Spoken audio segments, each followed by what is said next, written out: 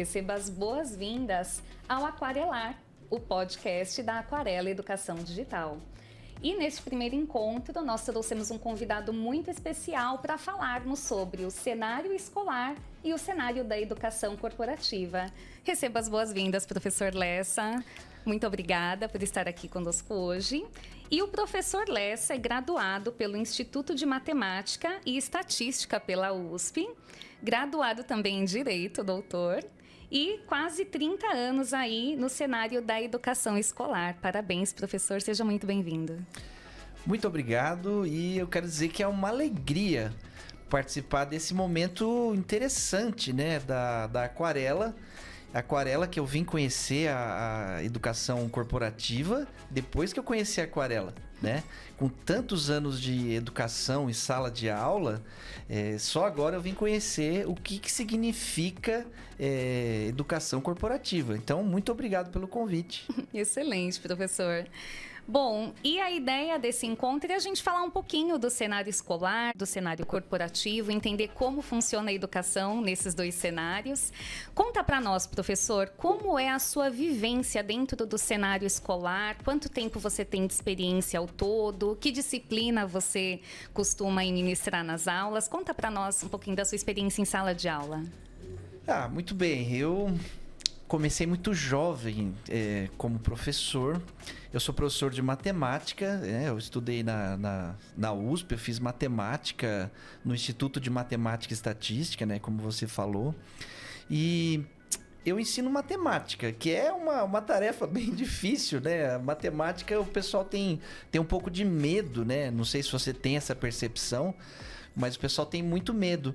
Mas eu sempre contei com professores, né, excelentes. E eu sou um privilegiado, porque eu acredito que eu comecei bem por cima, assim, sabe? Eu comecei já trabalhando num curso muito famoso aqui em São Paulo. E ele existe até hoje. Então, toda a minha geração começou no plantão de dúvidas. Então, aquilo era uma escola da minha geração. A gente aprendia com as dúvidas das pessoas, sabe? Então, para mim foi excelente ter começado assim e estamos aí até hoje. Que bacana! Olha que excelente currículo, hein, professor? E nesse tempo que você tem aí, nessa experiência vasta na educação escolar, como que você enxerga o contato do aluno com a matemática? É de fato desafiador? É aquela disciplina que todo mundo normalmente tem uma resistência? Como que você lida com essa resistência em relação aos alunos e como que você faz aí com esse processo de aprovação ao longo do ano, as avaliações? Como que tem sido essa carreira aí como professor de matemática?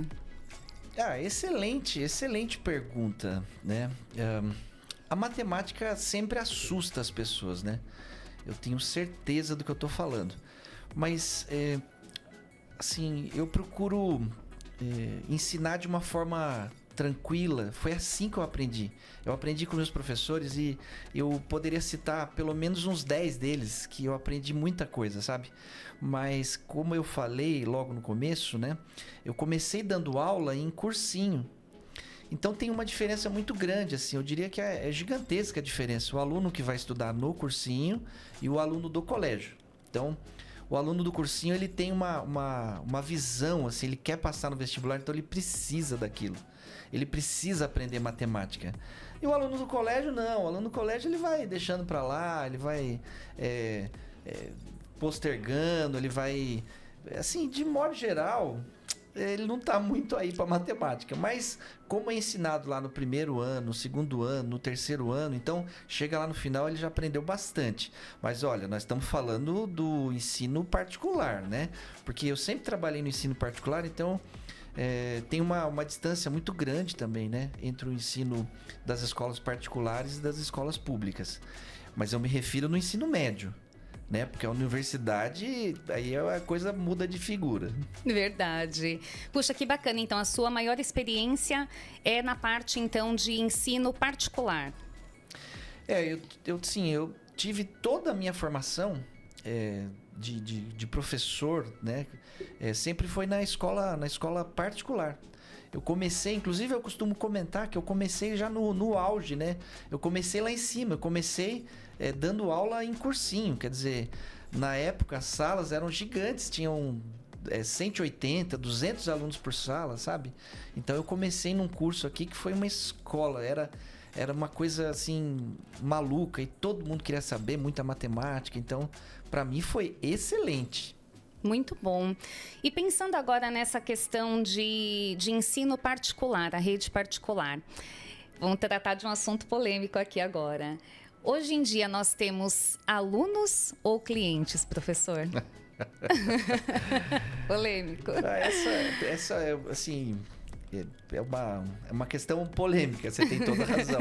E eu tenho uma visão disso tudo, né? Eu trabalhei muitos anos, então, com ensino na escola pública, né? E eu acredito que nos últimos anos, agora não me impressiona que eu não vou falar quantos anos, mas nos últimos anos eu acredito que nós temos clientes, né? Eu acredito que a escola particular é uma espécie de clube, né? E essa não é uma visão só minha, é uma visão de alguns educadores que eu conheço, de alguns professores mais antigos. Então eles percebem muito assim a diferença dos últimos anos, sabe? A coisa deu uma decaída no seguinte aspecto: os alunos, eles me parece que eles não ligam muito assim para aprender assim as matérias, né? Mas eu também não tenho certeza se sempre foi assim ou depois de um tempo que eu percebi.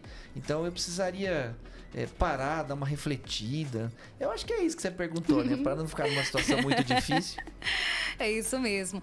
Bom, é que a gente percebe hoje que tem essa questão, né, muito do aluno no cenário de cliente, né, na rede particular. E não só o aluno, porque tem também os pais desse aluno também como cliente, né? Então, acho que é um desafio muito grande para as escolas hoje, de modo geral, abraçar todo esse cenário que a gente tem hoje da educação e desse cenário aí tecnológico também que os alunos estão envolvidos, e a gente conseguir trabalhar essas duas esferas, né? Trazer o aluno como cliente, que ele é também da rede particular, mas acima de tudo ele é um aluno, ele está ali para aprender e a escola está ali de fato para ensinar, para cumprir o papel dela diante da sociedade, né? Muito bom. E me fala um pouquinho, professor, como funciona a parte do planejamento escolar? Como é no início do ano, no decorrer do ano, meio do ano? Como que funciona essa parte mais de planejamento? Até para a gente falar um pouquinho depois como funciona no cenário corporativo. Tá, ainda bem que você mudou de assunto, né? Porque eu já estava pensando, caramba, o que eu tenho que falar agora, né? Será que eu dou continuidade nesse papo aí de cliente e tal? Então, vamos lá. Bom, de modo geral, as escolas particulares, elas têm um planejamento longo no começo do ano. Então, praticamente, a gente tem janeiro praticamente inteiro de férias, né? Mas lá para o final de janeiro, assim, as escolas que eu trabalhei, pelo menos, elas contratam um profissional, e aí de diversas áreas, né? Pode ser da área da psicologia, ou mesmo um professor de matemática, ou um palestrante. Às vezes eu já tive palestras até com uma dupla de palhaços, só para você ter uma ideia, que eu achei assim excelente, né? E aí o planejamento ali é mais ou menos assim. Deixa eu ver se eu consigo associar com uma coisa que eu gosto muito, né? Porque eu gosto de música. Sabe quando você vai começar uma música e o baterista toca lá na baqueta 3 vezes? Então é isso aí que dá mais ou menos o tom da carruagem. A carruagem vai andar mais ou menos daquele jeito que foi planejado lá no começo, sabe? Mas a gente fala muito de provas, né? Quando eu tô falando provas, eu tô falando de avaliações. Porque a gente tem as provas, né? Mas existem vários tipos de avaliações hoje, né? Você avalia comportamento ao longo do ano do aluno. Bom, enfim, eu poderia ficar falando só disso, né? Como é que funcionam as avaliações. Mas como você perguntou como é que é o nosso planejamento, né? E tem uma coisa curiosa até, muitas vezes a gente planeja muito no começo do ano e aí durante o ano vai mudando tudo. Assim, durante o ano a coisa fica totalmente diferente daquilo que a gente tinha planejado lá no começo. Por isso que a gente tinha sempre reuniões assim, né? Aos sábados, né? E aí eu tenho que agradecer muito os coordenadores que eu tive. Nossa, eles são excelentes. Olha, cada coordenador que eu tive em escolas, eles foram me acrescentando coisas muito legais, assim. Meu último coordenador foi um espetáculo, aprendi muito com ele. Professor de matemática também. Né? Que legal. Bom, tem bastante história então, né? Muita história, muita história. Aliás, legal. eu não sei se eu posso citar nomes aqui. Será que pode citar nomes? Sim, fique à vontade, por favor. Aqui o canal é aberto. Maravilha. Então, bom, eu vou falar de outros nomes hoje ainda, né? Mas o Sassi, que é um professor de matemática também, muito experiente. Nossa, eu tive uma experiência muito interessante, né? No último colégio que eu trabalhei. Ele foi um bom orientador, assim, tá? Então era isso. Excelente, Sassi. Um beijo para você, meu querido. Bom, e dando continuidade, então, falando um pouco agora de planejamento no cenário corporativo. Eu acho que tem algumas semelhanças também com o cenário escolar, mas eu acredito que o corporativo, ele se antecipe um pouco mais do que o cenário escolar. Você falou que mais ou menos em janeiro que começam os planejamentos, né? Isso mesmo. E na área corporativa, a gente percebe que agora, quando está fechando outubro, novembro, a gente já começa a fazer uma prospecção para 2025, para o próximo ano. Então, normalmente, aproximando-se aí do final do ano, a gente já começa a ter um olhar para o próximo ano, até pensando na questão de investimento. Quanto a gente vai investir na educação corporativa, né? O quanto a gente vai também abranger as equipes, os grupos, né? Cada parte ali da empresa, como que a gente vai trabalhar o desenvolvimento de cada um deles. E normalmente a gente tem um olhar muito específico para a liderança, né? A liderança é sempre um olhar atencioso, aquele olhar que vai de fato engajar toda a parte de treinamento, porque a gente entende que é pela liderança que se começa, né? Então normalmente tem esse olhar antecipado para a educação corporativa e esse olhar voltado mais para a liderança. E na Aquarela, a gente costuma também desenvolver bastante conteúdos voltados para a liderança e voltado para as equipes como um todo, né? Tanto na parte digital quanto na parte presencial, a Aquarela vem desenvolvido bastante conteúdos e vocês podem contar aí conosco no que precisarem. Posso fazer um comentário rápido? Por favor.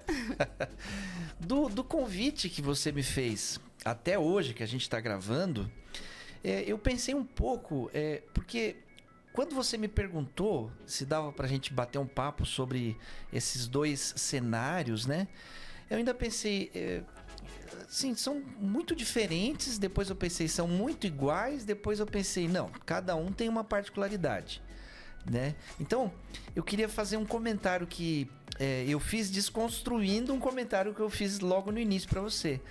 Então, lá no começo eu falava assim, que no cenário escolar, a gente lida com emoções, né? Então, quando a gente planeja lá no começo, a gente planeja de uma forma, mas à medida que o tempo vai passando, a gente vai conhecendo os alunos. E à medida que a gente vai conhecendo, a gente vai vendo as necessidades que os alunos têm. Aí você falou das famílias. As famílias também precisam de um suporte, né? Então, eu aprendi muito isso nos últimos tempos. Como é que você assessora, né, o aluno? Como é que você explica para ele de modo que fique tranquilo, de modo que fique uma aprendizagem tranquila? E aí eu lembro que lá no começo eu falei para você o seguinte: é muito diferente porque aqui a gente lida com emoções. Mas eu fiquei pensando, mas no ambiente corporativo também, né? Porque eu consigo me lembrar, um dia a gente estava fazendo um trabalho e era um roteiro de vídeo. E eu lembro que já era tarde da noite, a gente estava lá e tal. E aí eu pensei assim, caramba, esse negócio não vai sair de jeito nenhum. Esse negócio não vai sair de jeito nenhum. E quando foi, sei lá, no outro dia, 10 horas da manhã, o roteiro estava pronto. Então, eu lembro que a sua equipe é maravilhosa, você tem gente super competente. Então, aquilo foi para mim assim. Agora, então, comparando rapidamente, é assim, é como se eu tivesse um aluno que tivesse muita dificuldade de aprender. Aí eu pensei assim, cara, o que eu devo fazer para esse menino aprender? Ou para essa criança aprender? né? Então foi mais ou menos o que aconteceu aquele dia. Bom, eu não sei se ficou muito claro o que eu falei, mas o fato é o seguinte: nesse aspecto, os dois ambientes conversam muito, né? A gente lida com emoções, né? Porque cada cor tem uma definição. E eu me lembro também que foi só depois que eu conheci a aquarela que eu vim a entender que cada empresa tem uma identidade visual, né? Então, essa expressão identidade visual me diz muito, assim, desde o começo, né? Que bacana. Bom, a gente tem história, viu? Tem história. E quem não tem uma história de roteiro de vídeo que travou e não saiu e de repente amanheceu o dia e o roteiro tava lá, né? Histórias a gente tem muitas, né? E esse roteiro em específico foi para a educação pública que nós estávamos fazendo e era também um material de apoio que iria também para um livro, então era um vídeo que ia depois fazer parte de um aprendizado que tinha no livro. E foi desafiador, né? Tem conteúdos que às vezes travam ali e nada de inteligência artificial, viu? Ali a gente estava ali na mão mesmo, escrevendo e colocando, tirando conteúdo até sair o roteiro perfeito, em busca do roteiro perfeito. E saiu, né, professor? Aliás, eu vim aprender mesmo assim alguma coisa de inteligência artificial também com a aquarela. Então, a aquarela para mim dividiu assim, o que eu sabia até então é a aquarela. Na verdade, eu preciso te agradecer muito, né, porque você me apresentou muitas coisas que eu uso assim, né, no meu dia a dia, faz parte da minha rotina diária.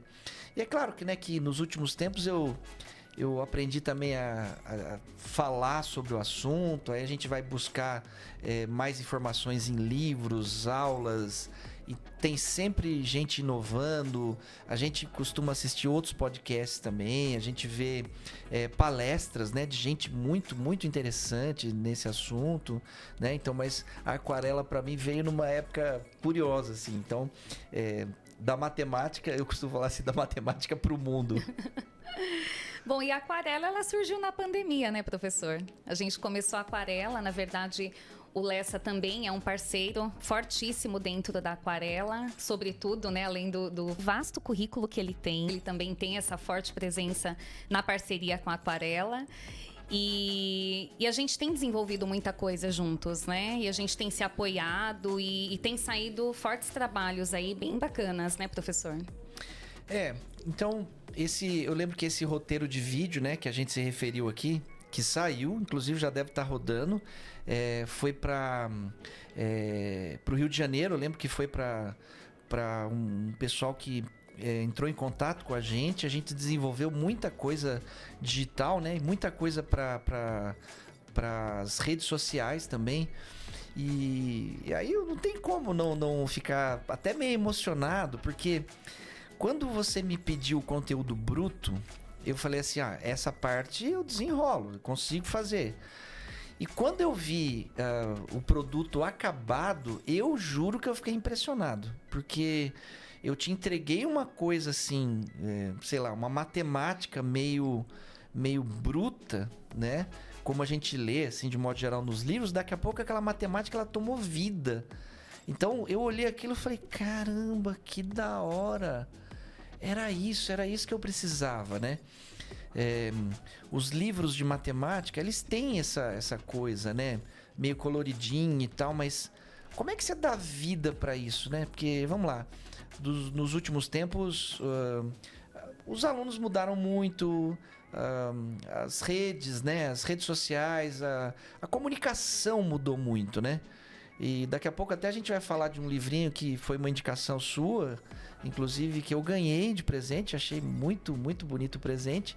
Daqui a pouco a gente fala um pouco mais dessa comunicação, como é que ela foi alterando ao longo do tempo. E falando um pouco mais desse projeto que nós atuamos juntos, foi curioso porque, assim, você já vinha de uma vasta experiência, um vasto conhecimento na parte da educação escolar. Você recebe, provavelmente, os livros já prontos, né? Então, você normalmente adapta a sua aula, o seu conteúdo programático de acordo com o conteúdo do livro.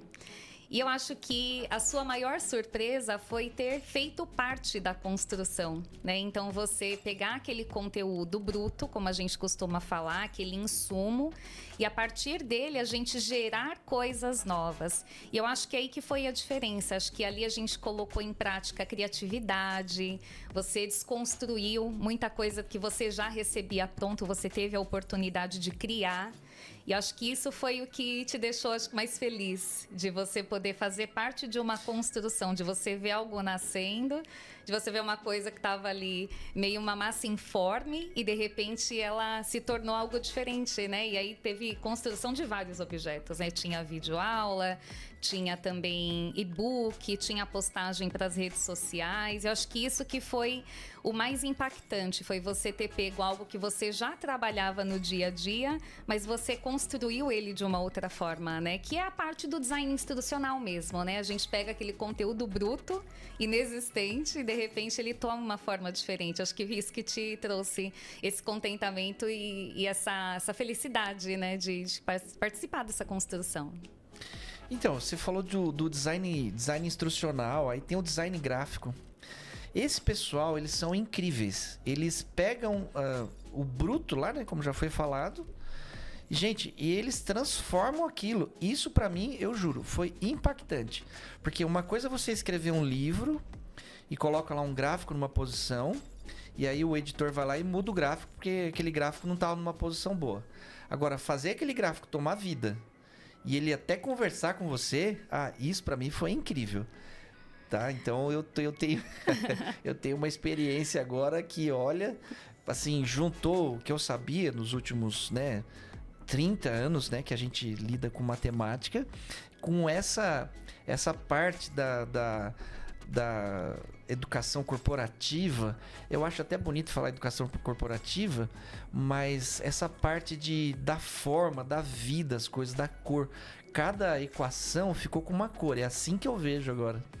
E a presença do design gráfico é muito importante, né? A gente fala muito de identidade visual, o plano, né? O PIV, o plano de identidade visual. A gente fala muito de manual da marca, então a gente seguiu um padrão para tudo aquilo. E é o designer gráfico que dá esse banho de loja no conteúdo, que transforma, que dá essa vida, que vai colocar os ícones no lugar certo, que vai escolher tamanho de fonte, tipo de fonte, né? Que vai, de fato, trazer essa vida para o material, né? O design instrucional, ele vai fazer toda a parte da divisão, a escolha, a curadoria de conteúdo, vai entender a melhor divisão que tudo deve ter. E o design gráfico vem trabalhando toda essa parte visual. Então é muito importante esse casamento, esse encontro desses dois profissionais que de fato transformam aí os conteúdos da educação digital. Quer ver uma coisa?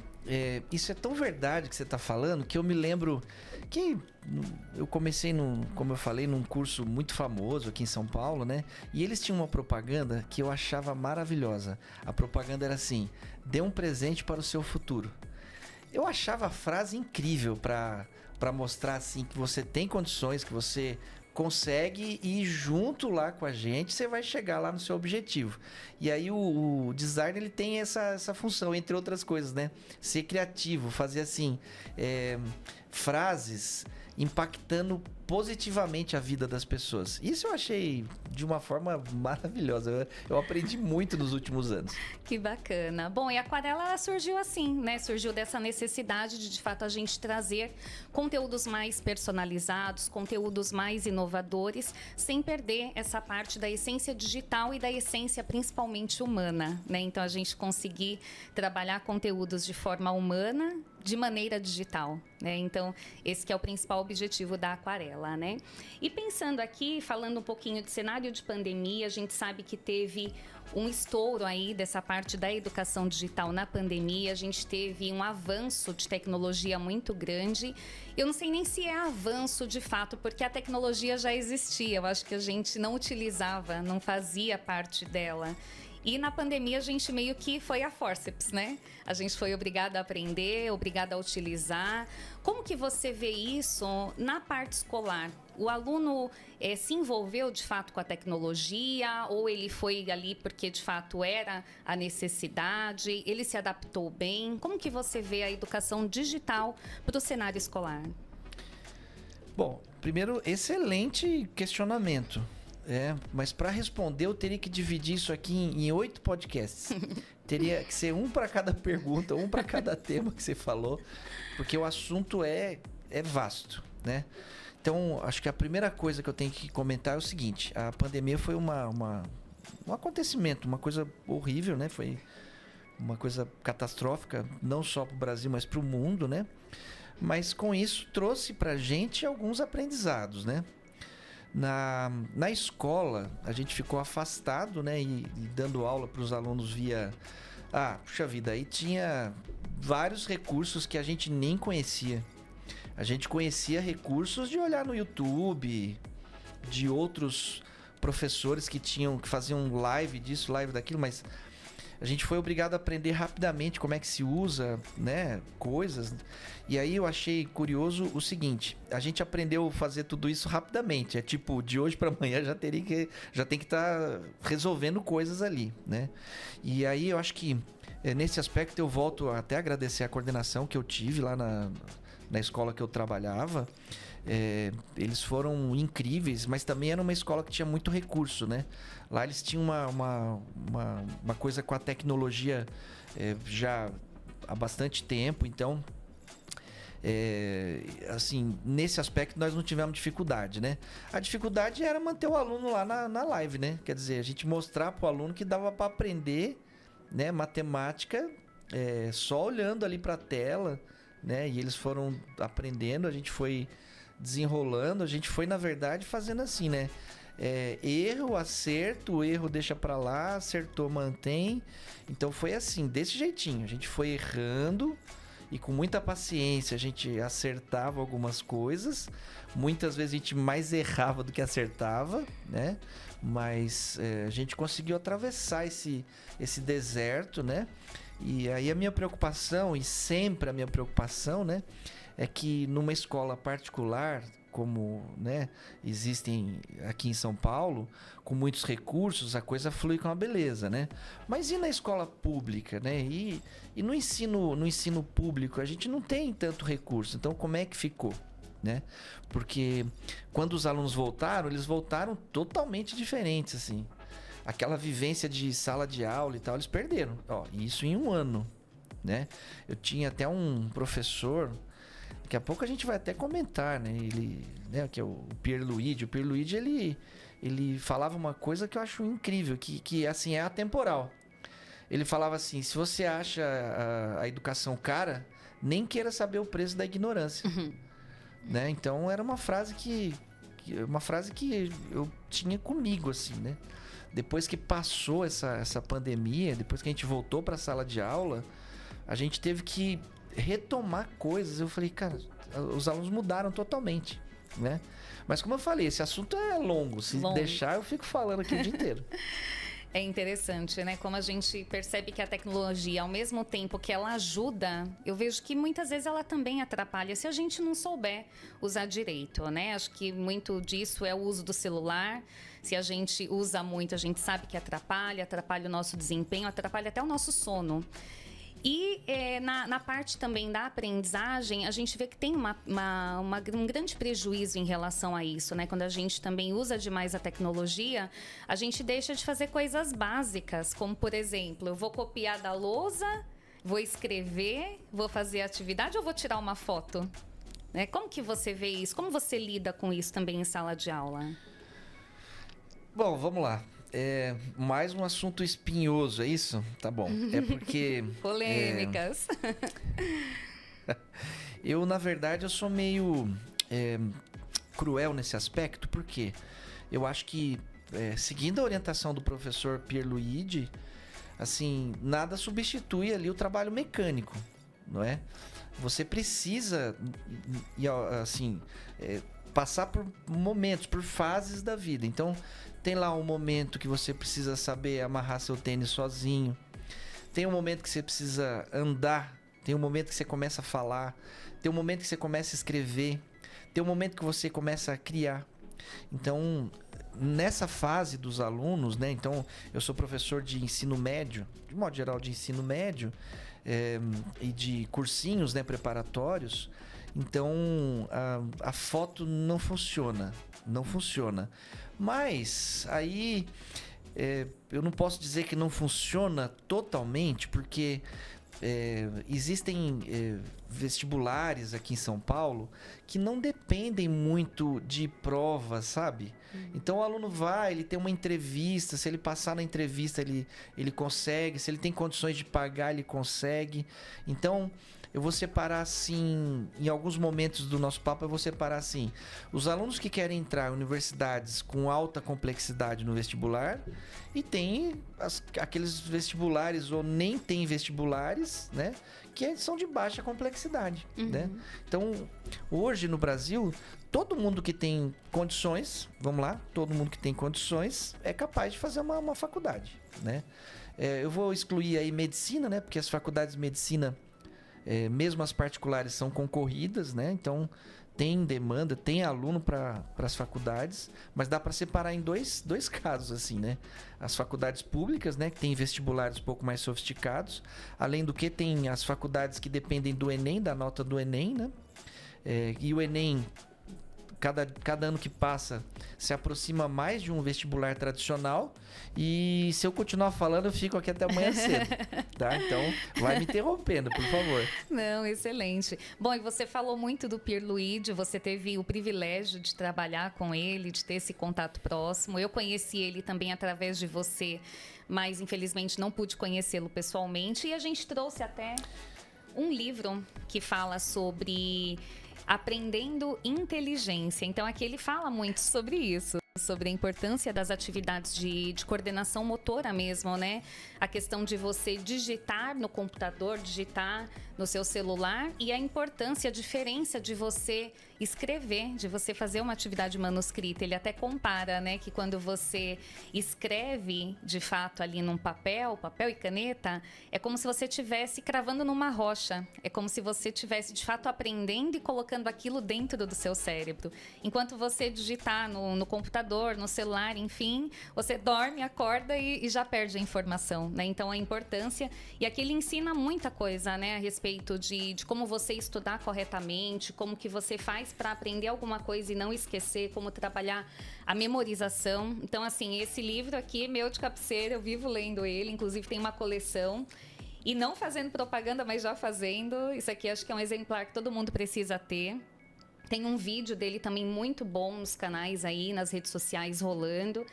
E é muito importante a gente, de fato, retomar as atividades que a gente tem deixado por conta da tecnologia, né? Como, por exemplo, escrever, né, professor? Bom, eu citei o professor Pierre, né? Mas eu tive professores, eu citaria todos eles em ordem alfabética, só para você ter uma ideia. Então, os meus professores, eles tinham uma didática, uma coisa com o ensino que é simplesmente maravilhoso, assim, né? Sei lá, dentre eles, olha, colegas mais próximos, né? Tem o professor Rosso, que eu gosto muito, que hoje é professor do INSPER. Tem o Carlinhos, nossa, aprendi demais, professor de física, maravilhoso. Professor Arruda, nós estamos falando lá da velha guarda agora. Professor Usberco, então eu poderia ficar citando aqui. Fóruns de matemática, né? Que eram excelentes. Mas só para você ter uma ideia... na época, as salas eram muito grandes, né? Então, os professores tinham que ter um domínio ali. E era uma coisa meio mágica, assim, né? Mas eu queria sair um pouquinho do script aqui. Posso sair um pouquinho do script ou não? Pode sim. Eu queria ouvir de você agora, porque eu falei muito do ensino escolar, né? Mas essa fase pandêmica aí...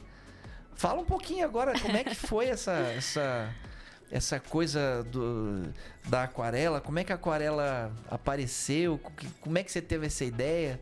Eu tô louco pra saber, aliás, acho que as pessoas querem saber como é que você entrou nesse ramo, né? Conta pra gente. A aquarela surgiu de uma forma muito especial, você fez parte também do surgimento da aquarela. Você viu desde que a aquarela era uma apresentação em PowerPoint até ela se tornar o que é hoje, e a gente só tem crescido a cada dia, a cada entrega, a cada projeto.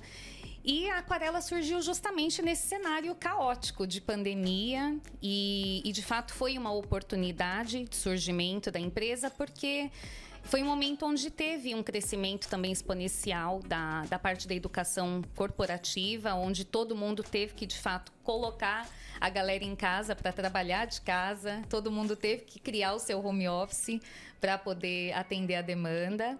E com isso, a parte de treinamento, ela ficou muito prejudicada. Então, a gente tinha muitos treinamentos presenciais, a maioria das empresas tinham os seus treinamentos presenciais, poucos treinamentos dentro de uma universidade digital, eram poucas as empresas que tinham isso, e de repente, durante a pandemia, foi necessário colocar isso 100% no cenário digital, né? Desde de movimentos de sala virtual, de aprendizado síncrono, quanto também assíncrono, de estruturar uma universidade corporativa completa. E a Aquarela começou de uma forma muito silenciosa, muito pequena, e foi crescendo aos poucos, né? Acho que à medida em que as demandas foram surgindo, as pessoas foram também indicando umas para as outras. E esse movimento ele começou a crescer de fato dentro da pandemia, né? Acho que dentro dos cenários caóticos a gente também precisa identificar quais são as oportunidades. Você me apoiou muito também nesse surgimento, por isso eu fiz questão de trazer você como primeiro convidado aqui desse bate-papo. E trazendo ideias, sugestões, enfim, a gente foi elaborando tudo isso juntos, né? E eu falo que o principal diferencial da Aquarela é o desenvolvimento da solução educacional. Eu acho que ao invés da gente sair produzindo conteúdo, sair tirando pedido, como a gente fala, né? Sair pegando pedido de pastel, a gente procura, de fato, entender qual é a necessidade.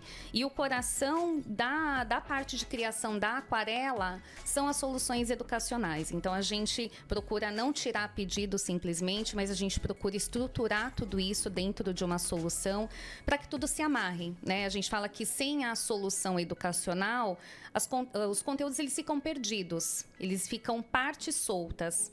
E na solução educacional a gente amarra tudo isso. E trazendo mais um ponto aqui, mais um livro.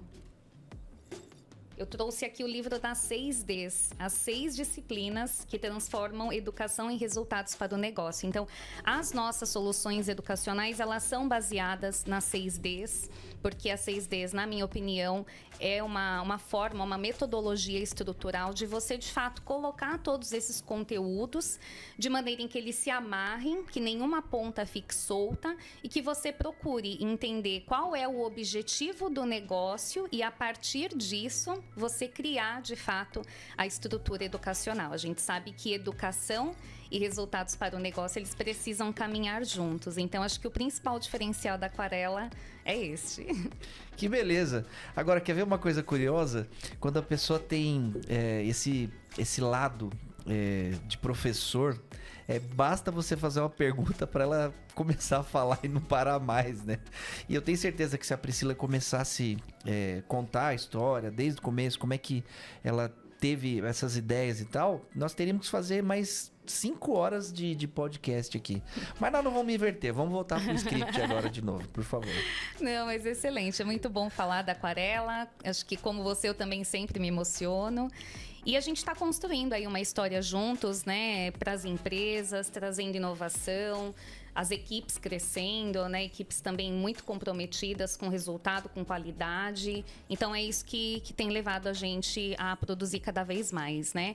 E a gente sabe que tem também o desafio da inteligência artificial, e uma coisa que a gente costuma falar bastante, até numa postagem recente que a gente colocou no Instagram, né, da gente ter esse cuidado, né, de produzir conteúdos digitais, mas sem perder o lado humano, né, sem perder a essência humana, porque senão as coisas começam a ficar muito robóticas. A gente sabe que a inteligência artificial está aí para nos apoiar, e a gente sabe que agora está muito difícil até de identificar o que é inteligência natural e o que é inteligência artificial.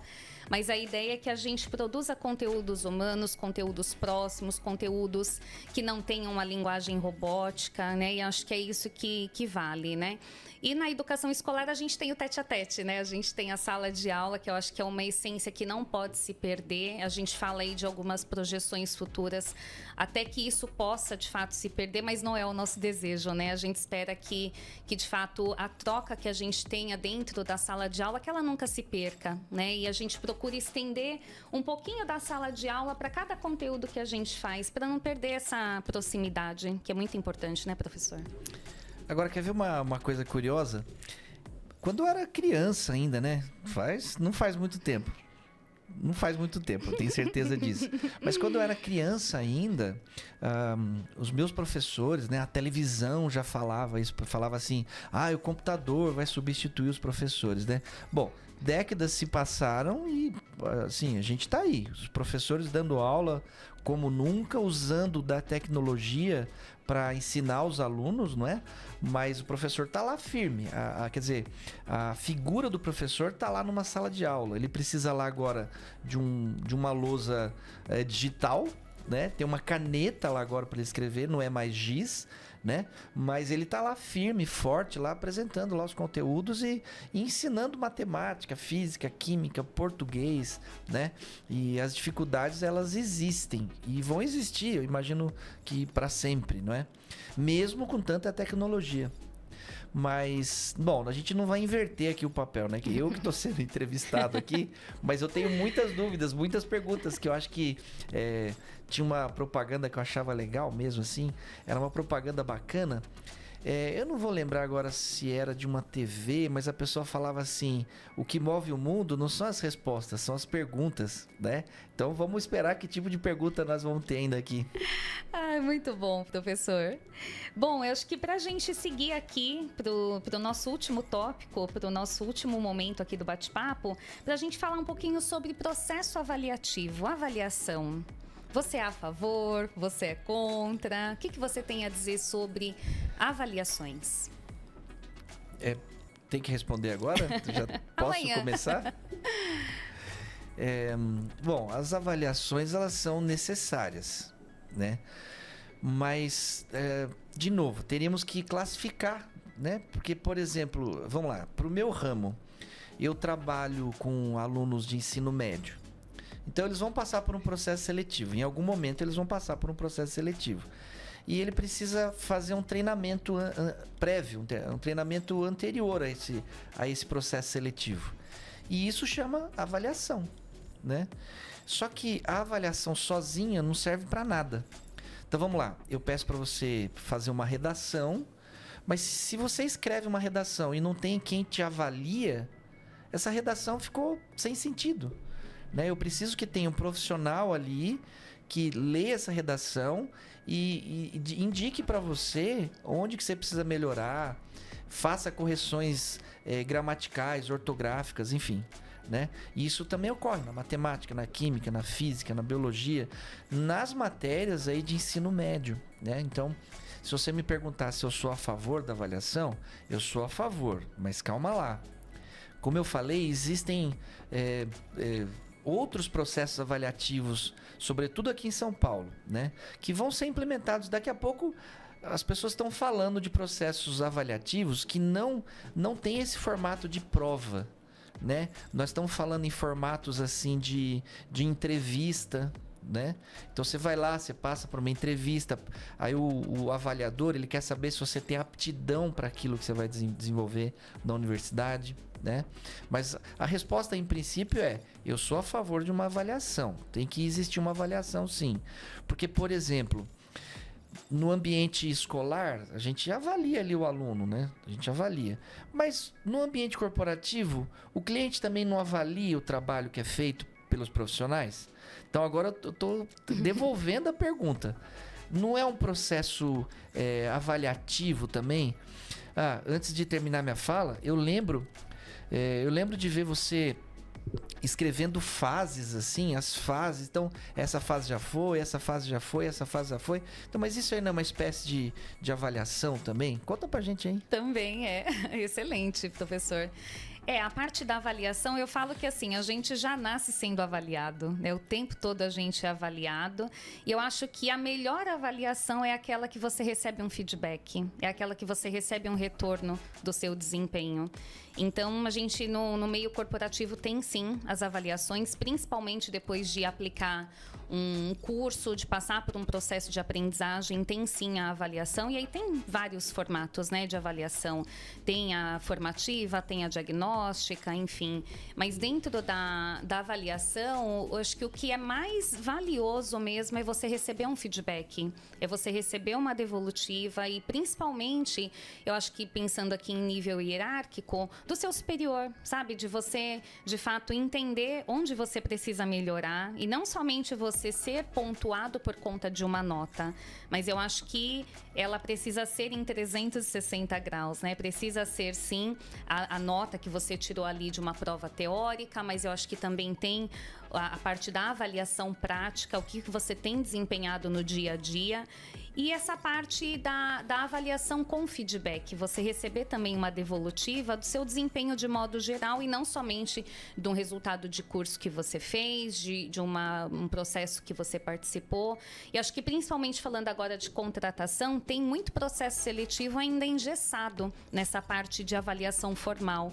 Então acho que é muito importante a gente também se atualizar e pensar também na melhor forma de você avaliar as pessoas de modo geral. Até porque hoje a gente não avalia somente competências técnicas. A gente precisa também ter um olhar comportamental, entender como que essa pessoa também abraça a causa da empresa, como que ela também alinha o comportamento dela com o comportamento da empresa, com a parte da cultura da empresa. Então é muito importante que a gente tenha essa avaliação de modo geral e não somente uma avaliação específica por conta de um treinamento, de um curso, e ali a gente sabe que a avaliação, a gente tem diversos fatores. Se pegar um dia que você está com dor de cabeça, que está cansado, você vai ter um baixo desempenho, né? Então, acho que varia muito do dia que você faz a avaliação, varia muito também da forma como cada um aprende. Então, se de repente a gente passa por um processo avaliativo ali e você só aprendeu o conteúdo de forma teórica, isso não vai ficar claro para você e às vezes você vai precisar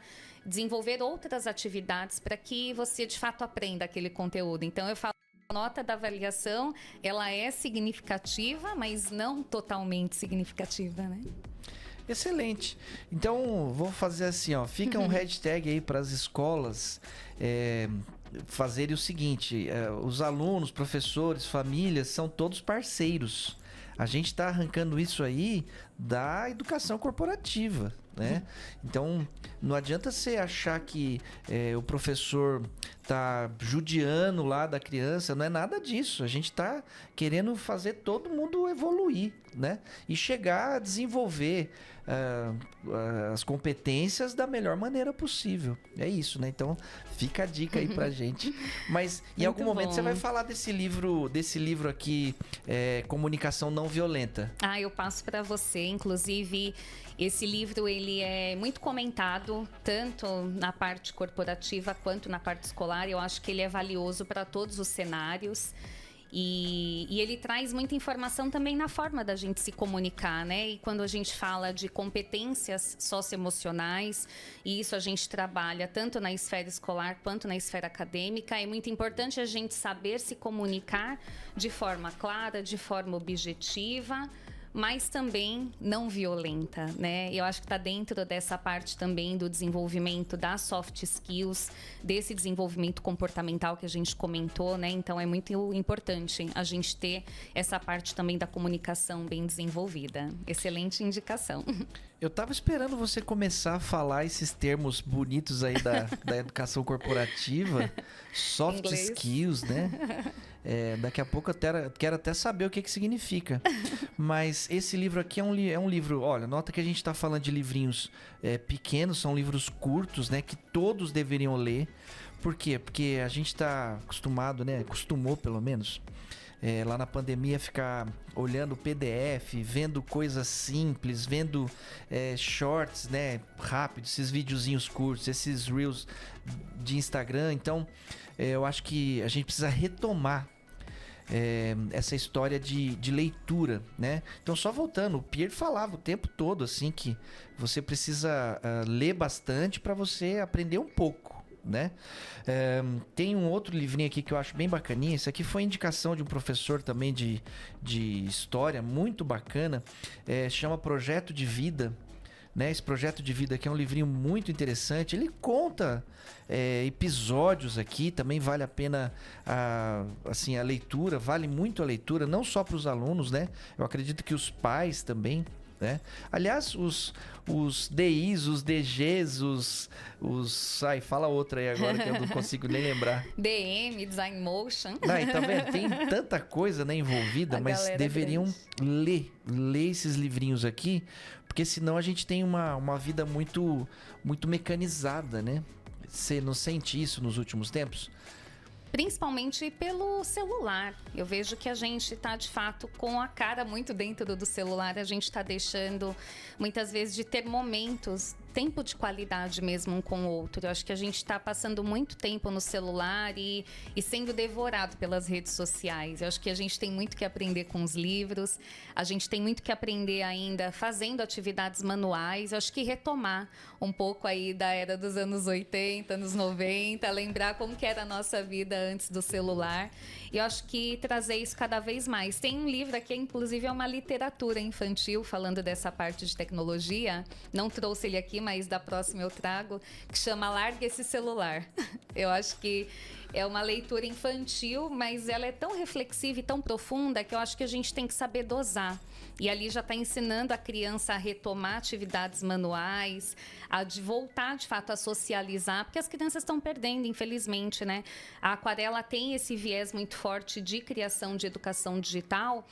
E a gente tem que saber dosar isso também, né? A gente tem que saber entender o que de fato dá para ser digital e o que não dá para ser. Então, eu acho que a dosagem, saber o quanto usar é o principal, sabe? Então, a gente pode sim utilizar toda a tecnologia ao nosso favor, de nos apoiar, principalmente na educação, que é algo que a gente tem utilizado muito, mas ao mesmo tempo acho que diminuir um pouco essa carga, né, cognitiva, porque acho que ela consome muito da gente, né? E a gente está se aproximando aqui do final do nosso encontro. Foi muito gostoso. Mas antes, deixa eu comentar uma coisinha rápida. Embora. Não, então, porque eu tô achando até bacaninha essa história. Não, é só porque eu falei aqui do projeto de vida. Me corrige se eu estiver errado. Acho que aqui em São Paulo chama-se projeto de vida nas escolas públicas, né? Isso mesmo. Mas lá no Rio de Janeiro, eu lembro que a gente trabalhou com um projeto que era Convivendo com as Emoções. Isso mesmo, exato. Na rede pública chama Convivendo com as Emoções. É isso, né? Eu lembro que a gente teve um trabalho extenso lá. A gente convidou alguns profissionais para ajudar a gente a desenvolver esse projeto, né? E eu lembro que tinham textos maravilhosos, né? Sobre conviver com as emoções, né? Porque a gente precisa, não só... o adulto precisa, né? Mas a criança, ela precisa muito mais do que o adulto, né? Verdade. Conviver com algumas coisas. Então, eu lembro quando eu era pequeno, eu comia de tudo. Gostava de brócolis. E hoje, parece que as crianças, elas escolhem comida. E isso está acontecendo na escola também. Os alunos escolhem matéria para estudar. Então, não pode. A gente tem que estudar de tudo um pouquinho para ter facilidade para conversar, falar das diversas disciplinas, né? Para não sair falando bobagem por aí, né? Tá bom? Mas vamos lá. O que nos espera? Bom, você trouxe aqui, ó, a gente não quer ir embora, né? Porque essa parte de convivendo com as emoções que você comentou é tão delicado que entra até o tema de diversidade e inclusão, que inclusive vai ser pauta aqui para um futuro encontro nosso. E algo que a gente precisa de fato falar, né? Não dá pra gente anular, não dá pra gente deixar de falar e da gente também trazer a comunicação não violenta para esse tema. Eu acho que é super importante a gente trazer essas reflexões e trazer essa pauta dentro da sala de aula. E na parte corporativa eu vejo que já é muito forte isso, que as empresas estão trazendo isso para dentro da cultura, para dentro da missão, da visão e dos valores. Então, acho que de modo geral é a gente trabalhar os temas que envolvem aí competências socioemocionais, competências comportamentais, que são as soft skills, e não pensar somente na parte técnica, né? Não somente na matemática, na língua portuguesa, na biologia, mas a gente pensar também na construção desse ser humano no dia a dia, né? Como a gente vai entregá-lo para a sociedade e como depois as empresas vão absorver eles, né? Porque essa galera que está na escola futuramente vai ocupar cargos empresariais profissionais ou também vão abrir as suas próprias empresas, né? Vão ser donos de empresas. Como que a gente está preparando tudo isso, né? Como que a gente está preparando a parte técnica, que é muito importante, mas e a parte comportamental, né? Como que a gente está trabalhando e preparando esse ser humano? Então, eu acho que isso é fundamental, né? São literaturas aí que a gente trouxe que são de cabeceira nossa e que a gente está compartilhando com vocês. E a gente vai seguindo aqui para o nosso final. Quero te agradecer, professor. Muito obrigada por essa participação. Esse é o primeiro de muitos, então aguarda aí que logo vem convite novamente para você participar com a gente. Muitíssimo obrigada pela parte de você compartilhar o seu conhecimento, o seu conteúdo, a sua história, a sua trajetória. Muito obrigada por ter aceitado esse convite, tirar um tempo na sua agenda para que você estivesse aqui. E fazer um pouquinho de propaganda também, pessoal, que a gente está aqui no SampaCast. O SampaCast, ele é um espaço aberto ao público. Então, caso você queira também gravar o seu podcast, tem uma infraestrutura completa para você gravar. É um espaço colaborativo, é um coworking. Então, se você quiser passar o dia aqui trabalhando e depois gravar seu podcast, é super possível. A gente está aqui no SampaCast de São Miguel Paulista, e é uma área aqui que você pode vir gravar seu conteúdo. Claro que tem que agendar, tem o site tudo direitinho para que você faça isso, mas é uma oportunidade muito bacana de você também criar os seus conteúdos, e a gente está aqui usufruindo desse espaço com uma galera sensacional. Tem o Vitor aqui que manda ver aqui na parte da infra com a gente, nos apoiando. E o próximo encontro a gente também vai trazer um convidado especial. Ainda não vou citar, não vou dar spoiler, mas a gente vai ter conteúdo bacana aqui para vocês. Então é só mesmo muito obrigada pela sua participação. E dizer que você pode também acompanhar a Aquarela pelo site, é o www.aquarelaed.com.br. Lá tem os links para as nossas redes sociais, para você acompanhar LinkedIn, Instagram, tem Facebook também, e agora tem o podcast. Então, acompanhe a gente também nas redes sociais. Muitíssimo obrigada, professor. Bom, eu vou dizer, por fim, uma frase que eu gosto muito, que é essa aqui, ó, do Newton.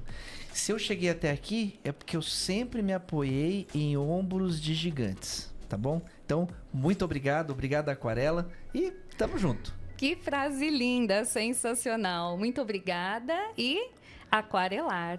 Até a próxima. Até.